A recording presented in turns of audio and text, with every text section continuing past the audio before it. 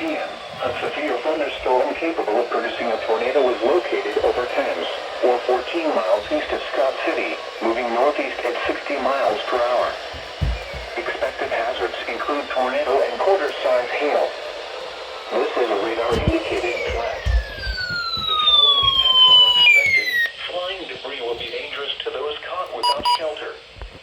Mobile homes will be damaged or destroyed. Damage to roof, windows, and vehicles will occur. Tree damage is likely. This dangerous storm will be near Karnak around 8:30 p.m. Other locations impacted by this tornadic thunderstorm include New Grand Chain, Olin, East Cape Girardeau, Olmsted, and Pulaski.